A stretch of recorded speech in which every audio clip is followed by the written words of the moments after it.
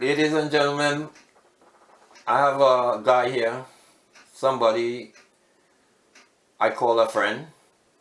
He has stood by me through thick and thin, through a lot of turbulence, and he was also a teammate, right? So I'll ask him to introduce himself, and I know you know this guy too, and give me his background in Trinidad and from whence he came here. So the floor is over to you, sir. Okay, this is Ronald Austin speaking, also known as Soul Clan, for who know me for years now. I was born in the city of Port of Spain, 7 Victoria Avenue, where Tranquil School is located, because my father was a caretaker and they had a house on the premises. From there, I was moved to Tunapuna. 4 years old, I moved to Tunapuna. And after I got about 10, I started going back to the city to go to school in Eastern Boys. And from Eastern Boys, I went to Tranquility. From Tranquility, I wanted to play all the sports: track and field, soccer, basketball, cricket. I was only fortunate to play cricket and soccer because they kicked me off the other team. Was that because of bad behavior? No, because they didn't want me to, because one coach asked me, so if we call a basketball practice and it's a soccer practice, which one I will go to? So by that, my answer is soccer, and he kicked me off the team. Which was all fair and square, because, you know what I mean? Mm-hmm. I don't mind. I was a top cricketer in Tranquil. I was a wicket keeper for the Tranquil school at that time. And I played soccer representing the school. Fortunately, Gali was on the team when we played together for Tranquil. Is that right? Yeah. Yeah, Gali was on the team. And I played cricket with Ronald Julian, who represents Trinidad. He was a fast bowler. Hold on. Ladies and gentlemen, this was a close friend of mine, and that's why I like these interviews. I am learning these things also. So go ahead, Mr. Sportsman.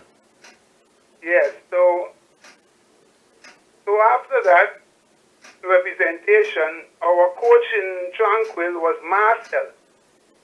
And after I leave, Warner took over the team as a coach. And Warner used to take us to play cricket in our industrial league in Savannah. So Warner was a good friend of mine personally. So after that, I went to Tunapuna. Then I started to play soccer in Tunapuna. And then it had a Sunday morning league, which every area of Tunapuna competed to be the best in soccer. Was that the Etihad League or was that another league in Tunapuna? That was another league before Etihad League. Okay. Etihad League formed after that Sunday morning. And I think that is where Etihad picked it up from the Sunday morning to go to Tagarigua and open his league, because Etihad was representing Tunapuna in politics or whatever. So that league, did the league have a name that Sunday morning? Is it a Tunapuna League called a Tunapuna League or? Yeah, it's just Tunapuna Sunday morning. All right. Okay. Right? And that time Etihad used to play for Malvern. So after that, I bounced around playing ball here and there, different teams, but nothing to talk about, just keeping, you know. And all of a sudden... Well, before you move on there, Tunapuna is a serious rival football/soccer district when it comes from the district I came from, Mova. And you had certain household names there, and I just want to know, were those household names part of that Tunapuna Sunday League? Yes, yes, Like Steak and Valentine and these guys? correct, correct. Everybody used to play on a different area. So if you belong to this area, you play for that area. So that is how it used to be. Were any of those guys on the same team, or in other words, was Stickle and Valentine on the same team? You could No, break no. down who was on who team, or you remember, you recall? Yeah, well, Stico was playing with Martin and them team. I forget the name of them team, but they call them Park Boys, right? Mm-hmm. And Valentine used to play for juniors, which was more up on the other side of Tunapuna. So that is how basically it is. Everybody used to play against everybody. It wasn't no gang up or somebody friend or nothing else. You have to play in your area. Yeah, that's good for Tunapuna. That's why Tunapuna was so strong. Right. So after that, my decision on papers was going through, although I was still playing ball. So all of a sudden, this guy who owned a club in Tunapuna decided when Eddie had opened to put a team from Tunapuna into Eddie had. And I don't know how I get to make the team, but I was on the team. Okay. Okay? Yeah. I was on the team. So I played 2 games in Etihad, and that was it. I was out of there. Out of there as in leaving the country, or out of there and not leaving the in team? the country. Okay. So when When I went to Etihad, I said, well, Ronald, you're now starting to play some big ball. So I looking at my future and figure, well, it will be great because Etihad was bringing all the big guns to play in Etihad. No matter who South, David, and everybody, Archibald, and everybody used to come down to Etihad. That's true. It was a big gambling thing. Correct. Everybody betting a set of money. That is how Etihad was. It used to control by a set of gamblers. Yeah, I discovered. Right? So if you know you're going to play SHIT, stay off the team. Yeah. You understand? Yeah. They're going to pull you off. Yeah, well, that's when I get some change after game and was confused of what it was for. Not being naive, didn't realize it was really a lot of betting taking place. So, what year was that the first year Eddie had? 1970. Okay. I left in 10th of September, and I had played games in sometime in August or something like that. Yeah. So now, were you anxious to come, or because that ball now that it started, it could have you could have get the virus, and want to stay to play the big ball, or how did that work? Well, I wasn't anxious to come. I was only 20. And a lot of things was happening for me, new job and all this thing was now starting to happen. And my uncle came from Toronto and wanted to sponsor all 3 of us. So my father decided to get rid of me and my younger brother. So that was what happened. So we were sponsored to come here. Okay. Okay. So with that, you don't have no choice. And that younger brother is Victor, right? Correct. Okay. So you don't have no choice in that state. You understand? That's correct. So you go into a new country, you don't know what to expect. I had responsibilities because I have to take care of my younger brother too. So whatever decisions I made, it could hurt both of us, or you understand? Yeah. So when I came here, I decided, well, Ronald, make something of yourself here, because it's not to say that Trinidad did me anything. I was striving in Trinidad. But when I leave Trinidad, I cry like a baby. You understand? It was nice. Yes. Okay? Things was nice. I cry. Because we didn't, when we leave home and come into a new country, you don't know what to expect. Right? Mm-hmm. Your expectations are wide open because you're going by your uncle to stay, which is my mother, brother. So, coming to stay by him, it wasn't comfortable. So when you came here now, I have to put the word now, you're a little despondent. What Right. what brought you back into good spirits? How the ball got involved? What, how did that work out for you? Well, to keep myself busy, I started to work, right? Because I had a career which was a printer. Because I did photolithography and John Donaldson. So I left before my final year because my father said, oh, when you reach up there, you could take a final year. Which wasn't as he said, because when I came up here and I checked Ryerson wanted to send me back 2 years back in order to graduate for my final year.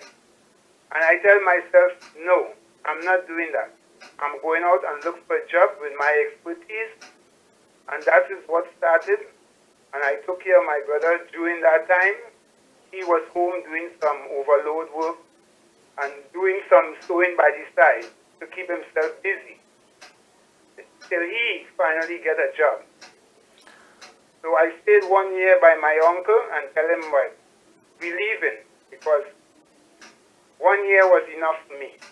Well, I don't want to mislead the people too much because the reason why I'm saying that is because I came in 72 November and by 73 him and his brother were the kind of go-to guy with records and being stable. So somewhere in his 71 and 72 they must have got it together pretty quickly. So let me ask you, besides the job stabilizing yourself, right, which obviously from my impression you did well with, you know, however you guys did that, how you get to know Iere, who lead you into the Iere, who was the contact?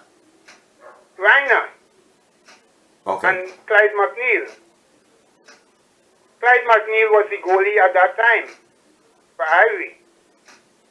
Okay. So that is how I get contact to Iere. And you didn't know Clyde in Trinidad. You just met him up here, No, correct? no. And eventually Clyde tell me that I is related to his family because Clyde from Tobago, right? Mm-hmm. On my father's side from Tobago, Clyde knew most of the families that I associate with in Tobago. He might have been correct, you know, because in the latter stages, some years ago, before his passing, he was in Tobago. He Right. seemed comfortable in Tobago. Yeah, so this is what started me with Iere, and then competition-wise, and we take it from there. And Because I think when I came in 74, I'm not sure, but I think you won the team. Kelvin Arthur was there, right, and Torwan was there. correct. And then Auburn came by too. Auburn played with us too. So Alban came in the team after you? Yes. Okay, because from so far in the interviews, they mentioned Clyde McNeil and Grantley Perriman. Right. Was the two goalkeepers at the time. Okay, so we got that cleared now. So how you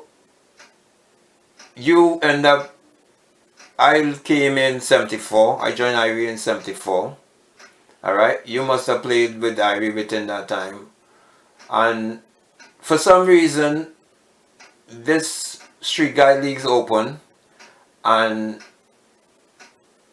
I saw you brought a team in the league, in the Street Guy League.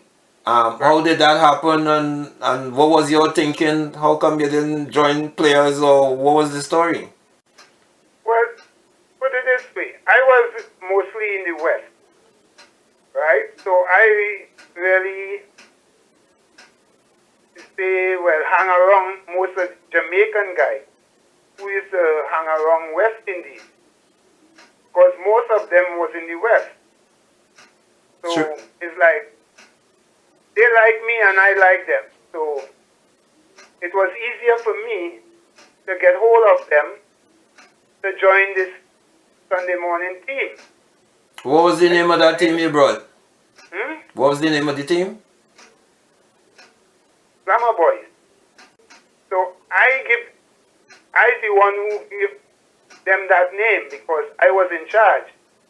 And Glamour Boys come from Malvern. It was a nickname for Malvern, Glamour Boys. Oh yes. Yes, so I did like that name, Glamour Boys. So I figure if I have to have a team, I go name it Glamour Boys. So this heavy recruiting you did, you used to hang out with these guys because you got some. I mean, you had one of the best guys they still rating in Jamaica is Corsell Blair. The Right, rest is so yeah, Puma. because all of these, it's just like they like me and I like them because in the West, you had to know who you're hanging out with, Yeah. right? And all these guys I hang out with, ball guys. So it was easy for me to bring this team because in them times, it's not like you have phone numbers, we could phone this one or phone that one. It's either choose somebody or get in contact with to find this one. You understand? Yes. So it was difficult to really keep a team together because most of the times you don't have the numbers to call these guys. It's choose somebody, you have to call them for you and tell them, well, what time is the game. And you know, I used to hang around with these guys and Well, ladies and gentlemen, this team, as you would find out in the documentation of Street Guys League the early years, was all ballers. As you will hear from some of the leaders of the other teams who were saying who is party team on and party men and stuff, this was all soccer players. Top notch. So it was like day and night in the league. And I wouldn't say I had the privilege of playing against them because that wasn't a privilege at all. But you guys didn't stay in the league. For some reason, you had 1 year. I don't even think you finished the season. Did you know what that entails, or we leaving that it was left unsaid? well, the difference is when they move the grounds to a different ground, at this time I didn't really feel to continue. You understand? I didn't feel to continue. When they moved from what ground to what ground? Well, from Oakwood and Vaughan to Bathurst, right? Yeah. I didn't feel to continue because I didn't see the reason why. So I just figure, well, we're the best team and they're ganging up on me. So I just figure, well, look, this ain't worthwhile for me to continue.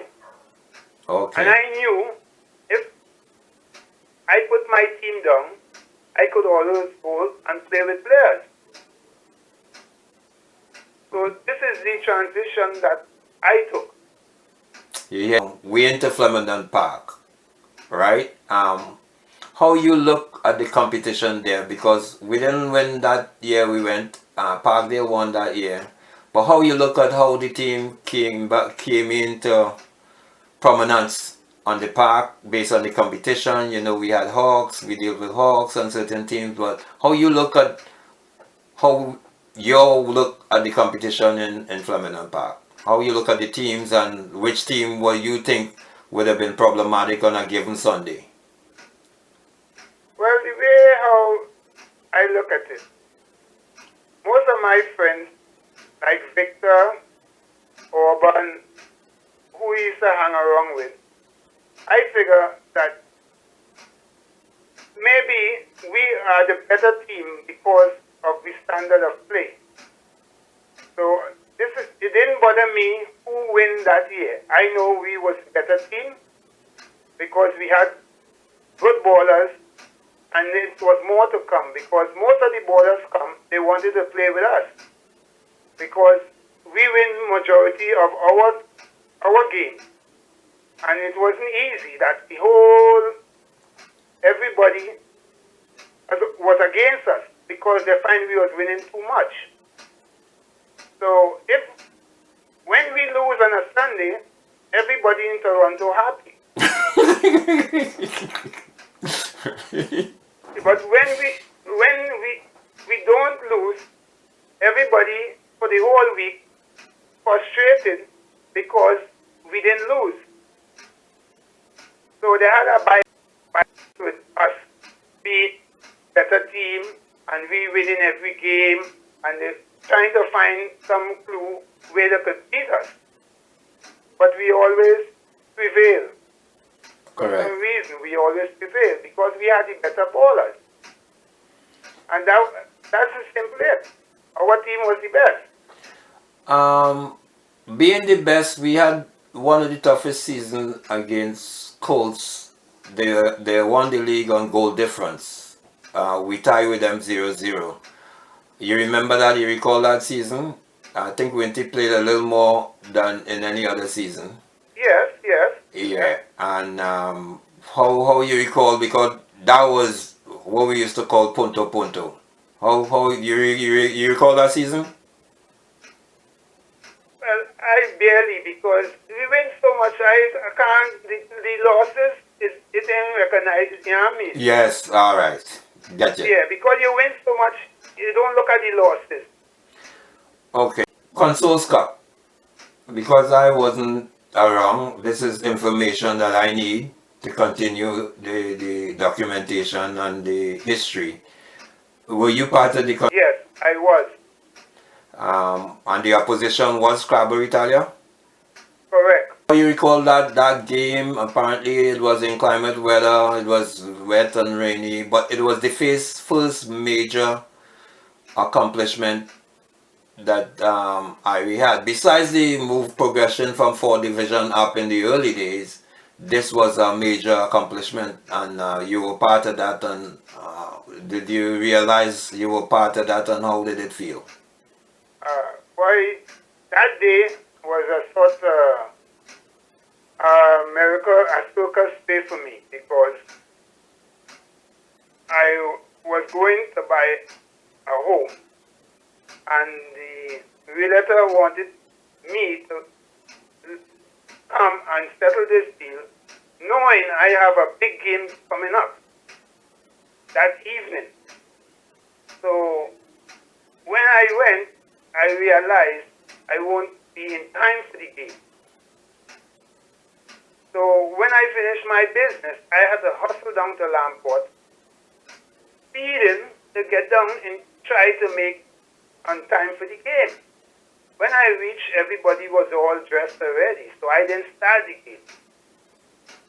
So when Ken, who was the coach, realized after about 15 minutes that they were pressing us, he called for a change. And that's when I went onto the field. Put in what position? Right back. Okay. Because they were crossing balls left and right, and he wanted some height in the middle to defend that cross ball. So that's when I went on. So I understand it was a tight contest. Yeah.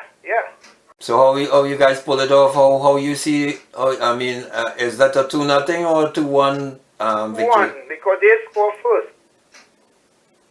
Yeah, they scored first because they had a forward there. Whole season he was burning us.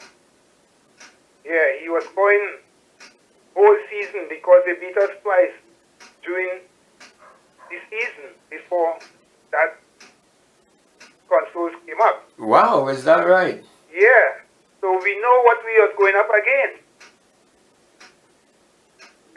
Yeah, so we was ready for this team because they beat us twice, and we was ready. So although they scored first, we and second half, we get our break, and that was it. Was it late in the second half or right after the half start? Beg your pardon? The goal, the winning goal was right after the half start or late in the game? About midway. Whoa! Yeah, about midway during the second half. So that means they had to throw the kitchen sink to try and come back in and Correct, jump. correct. Because our defense started to get greedy. So that was it. So we get brutal in the defense. So all this fancy play they used to come, we get brutal. But we get brutal because we damage them out of the box. We made between half and the box. Because we are on top of them. No runs or nothing. And we decide if we foul them, the referee go blow and we're going to stop the play because everybody going to come back on the defensive. So that was the strategy? That was the strategy. Foul them quick. So everybody could come back and defend, and when we pick up, we go make a run again. Okay. And you would say good. Correct. Okay, so that was a good accomplishment. That was the first major one. Now let's stay with the accomplishment. In talking to you a while back, I am a little amazed that I didn't know until a few days ago that you indicating on that undefeated 21 games, losing the last game, that you missed the last game. But let me go into that. The first accomplishment was the Consoles Cup. To me, the biggest record, and I will check it by the time the publication if there's any record matching that in the TND or the OSL of a 21 game undefeated. We lost the 22nd, but 21 game undefeated. Now, how you recall that season? Were you feeling invincible? What you may recall that feeling? According to Tor One, it was just business as usual. Yes, it was business. It was business because for some reason, who was coaching us? Our wing backs used to overlap constantly. So when they're looking for 4 attackers, we have 6 attackers. So the ball staying down in their half a lot. By half time, we scored 5 goals already. Yeah, I was just saying that last night to somebody. We were scoring early, and once the records start piling up, it was getting a little frustrating for the opposition. Correct, because I don't want to talk about the referees, but the referees didn't realize that we're beating everybody, so they used to call all kind of penalties against me, and you know how Auburn is. Yeah. Okay? Yeah. Sometimes Auburn create a penalty because he going too late and he taking off the man's head, and you understand? Yeah. But all that is good when we have 5 goals, so yeah, if you Yeah. want to take off somebody head, once he don't get put off, that you know what I mean? Yeah, Auburn was an intimidating factor. Yeah, that was a fear in these guys. When they come in, they have to look to see who Auburn is. Yeah. Sure. Right? So that alone put them off of the ball game. Because if they have to look for Auburn, you know what I mean? They can't play ball and look for Auburn at the same time. True. Right? Yeah, yeah. Because Auburn just come out of the blue and just lick you up, you understand? Yeah. So, But one of the amazing things you told me, and I'm putting you on the record now, is you told me you missed that last game, Ronald? yes. I missed that last game because I used to take time off. I used to work evening and take time off from work to go and play the games and go back to work. So I had that. But that last game, my boss tell me I can't leave. So what can I do? Work or ball?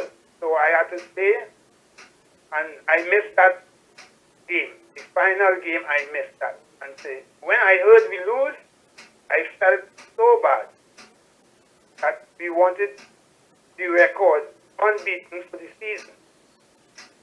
So That is the only thing I miss. That unbeaten season.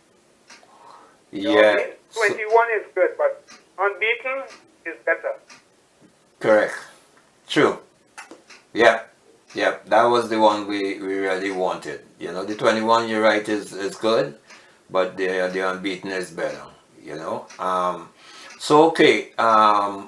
Seeing that you were there early now, did you have the opportunity? And I know you did in Contrast Cup. Or you look at the Contrast Cup. Well, the Contrast Cup, before we had a final game against Wheeler or whatever. Real United.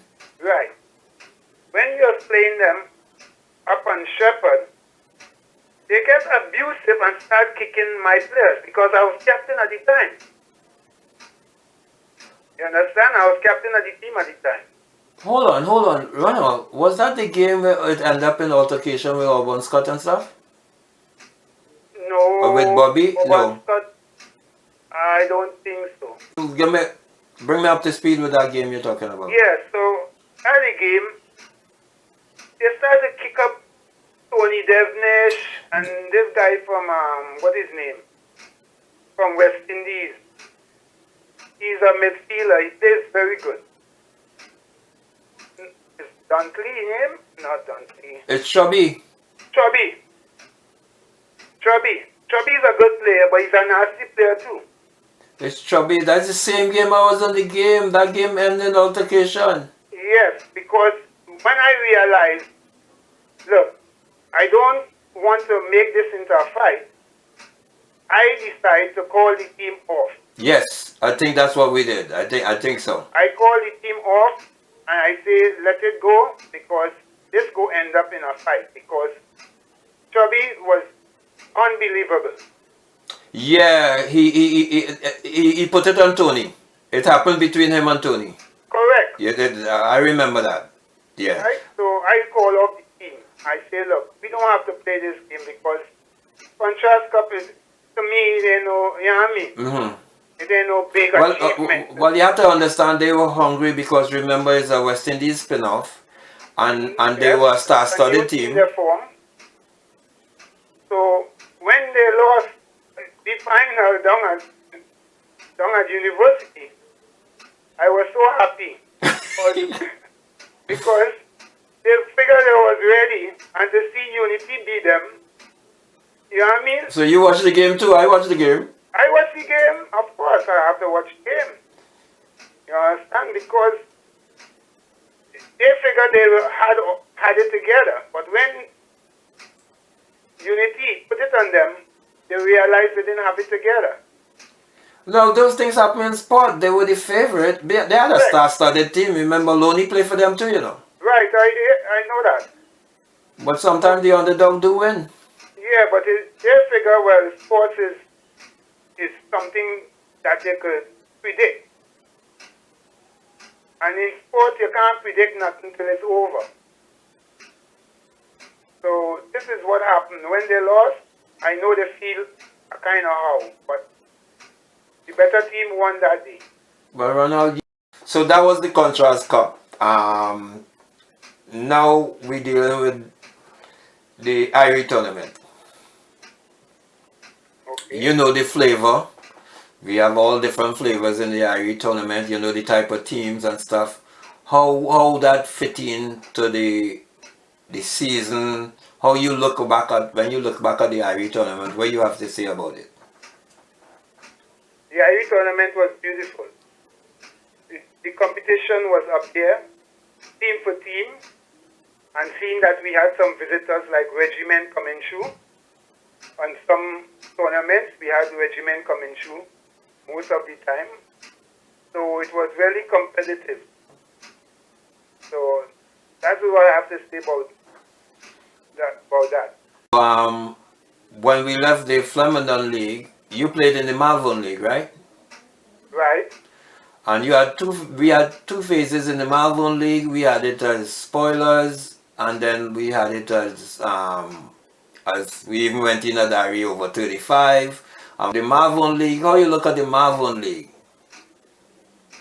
Well, the Malvern League was great too because we had representation from all the Caribbean countries competing in the Malvern League, and which was good in a sense. You understand? Mm-hmm. Because the competition was good, the Guyanese team, the West Indian team, whatever you know, name it. We had a good flock of Caribbean players involved, and two maybe local ball players who come and join each team and make it great. Because we had people coming in from outside, like them boys and them coming to play with the Johnny, and you understand? Yes. That's because of the spin-off, the Everton Correct. spin-off. Right. And I just want to bring the record straight, as I did with Mr. Modest, and I did call your name. I just want the public to understand that Ronald, when we did have a spin-off of a very young and exciting team in Everton, it was Ronald Austin, this gentleman I'm speaking to, Dixon Modest and Anton Scarrett, who helped recruit personnel. And you know, they were totally dedicated to the cause, and we did pull it off. But it was also Ronald was also a part of the Caribbean Stars committee when we did put Caribbean Stars into the Puma League. It was Noel Denny, Ronald Austin, Johnny Williams, and myself.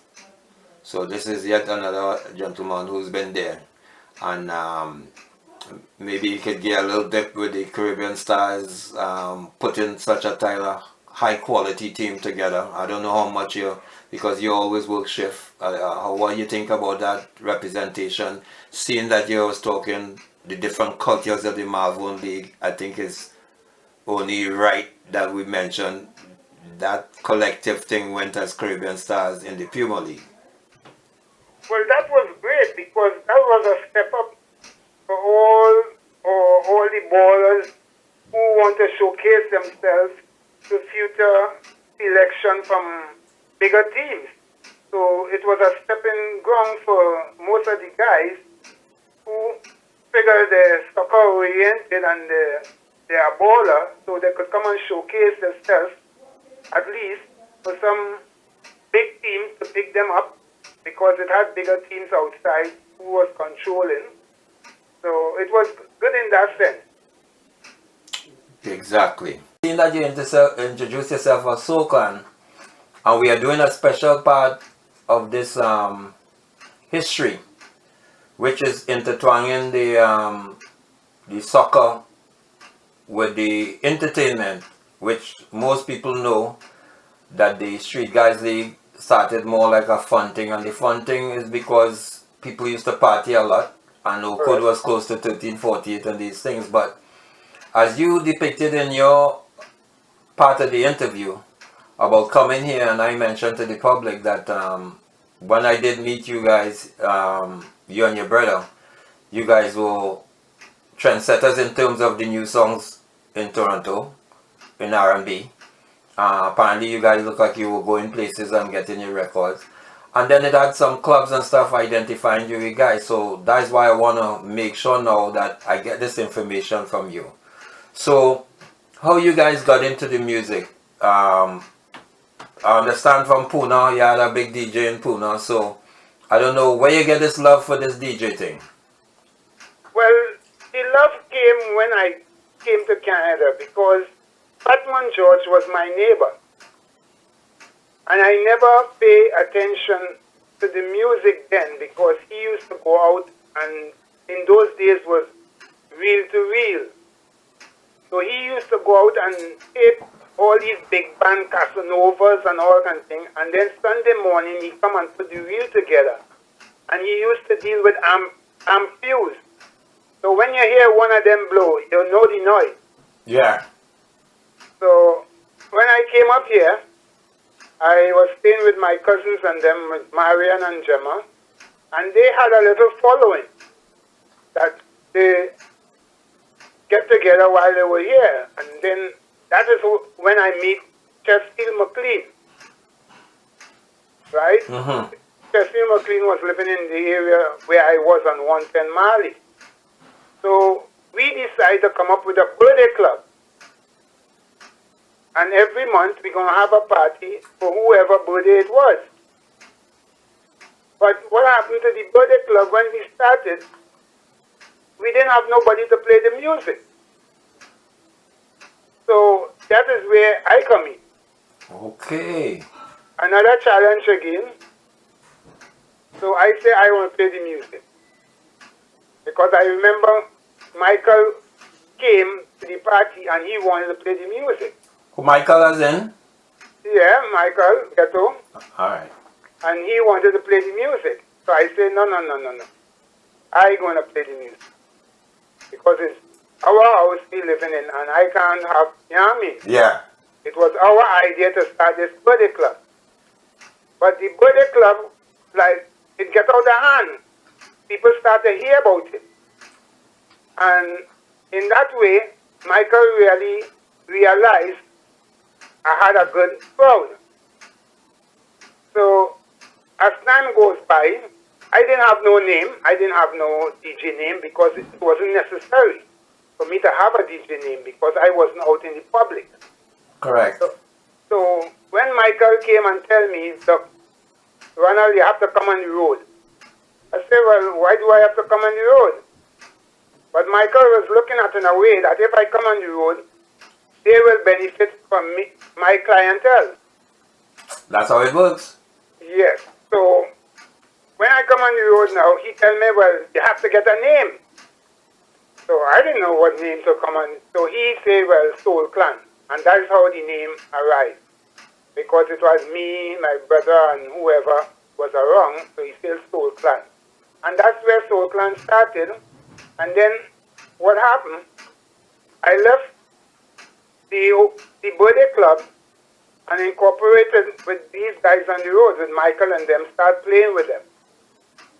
And that is how I came on the road. So when you say on the road, you mean different parties out in the public? Different parties all over the place that they used to produce. Okay. A different destination. So I came out with them on the road and, you know what I mean? And so I hung up with them. It was Michael, Suki, who else? Suki and, well, so, and this is what started, right? So I started playing with them and that. So my question is now, how you guys from birthdays to going on the road, what make you guys want to get, because I remember you guys got a club named The Web. What kind of bravery is that? Well, what happened, while I was playing with them, this club came up, available. So as to buy this spot. So I tell myself, me and my brother and I and Ken and thing, I say, well, look, this spot come up. Why don't we buy this spot? Because being on the road, traveling every week, playing here, it destroying my system. Because in them days, we used to use techniques as turntable, and you can't really transport these things over and over. Yeah. Damage your turntable. So with that now, when this place come up, I decide, well, we're going to take it over. And this is what I call The Web. So we name it The Web, and we took it over, and then I start to do my own thing again. And The Web was Harbour and Bathurst. Harbour and Bathurst. Right. So I just start to branch off and do my own thing again. So I figure, well, if I have a club, I don't have to be moving speakers every weekend, playing here, playing there. So that was good for me, and that's where I started. Yeah, that's the ultimate. So now you stayed there a little while and stuff, and Right. I can't remember what transpired. I know you had Dennis Devonish next to you in a barber shop. Correct. Right?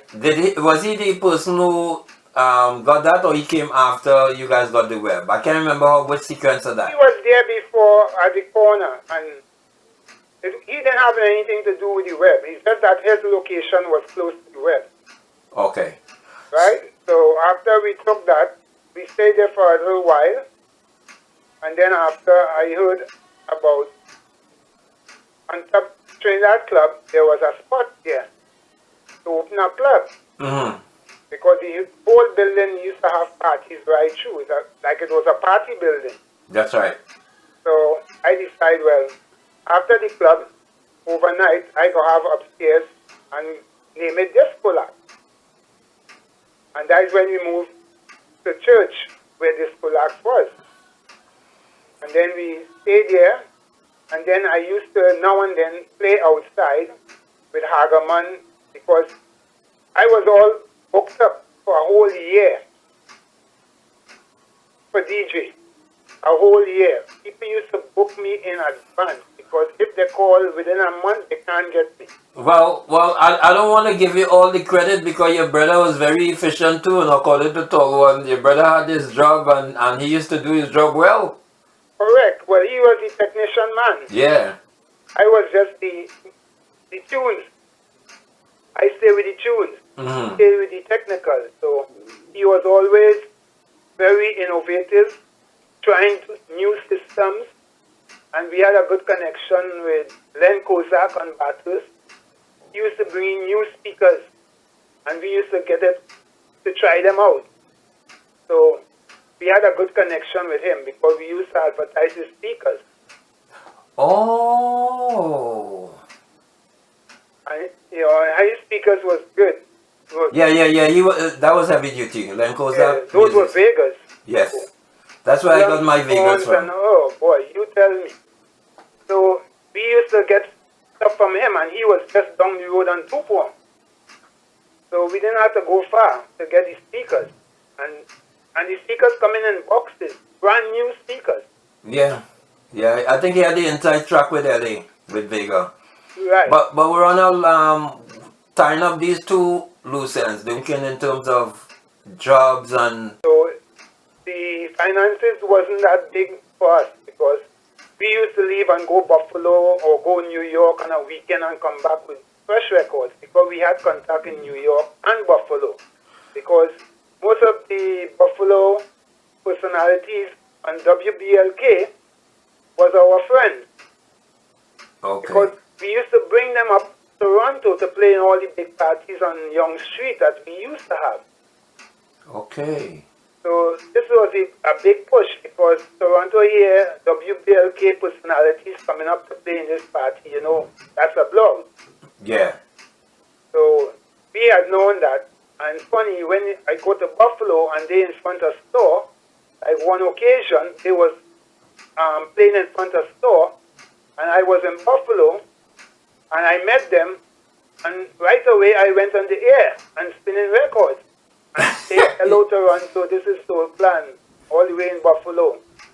So that was a good opening for me, you know what I mean? Wow, I don't know about that. Okay. Yeah, so this is it. And then EO Record Store on Battles. Yeah, that was the first. To me, that was the first one that I started dealing with. Yeah, so we used to have them things. So when we go there, we don't call them and tell them put aside our records. So we just call the shots what records we want. So when we go by them, they just hand us a parcel and we pay them and that's it. And the beauty of it, when these people come to party and they're hearing the same tune that they hear in WBLK 2 hours ago, they marvel. That was all the real thing. You know what I mean? They marvel to know they hear this tune 2 hours ago on WBLK and they're hearing it in the party. For the first time on BLK and then they hearing it in the party. Correct. Yeah. And that used to uplift the party because people realize that they're hearing the tunes that they love. Yeah. So this is what happened, and we break back off and start doing our own thing because we realized joining with those guys, I had to pay for everything, pay for the hall, pay for this, pay for that, in order for us to have a party. Well, it would be remiss if I didn't tell the public that you and I linked up later on in your career in the DJ thing, really. Ronald, I want to thank you for giving me the time and the opportunity to hear your side of your career here in Toronto. So I want to thank you and stay safe And it was nice talking to you today. And thank you. You're always welcome. All right. Take care. Okay. All right.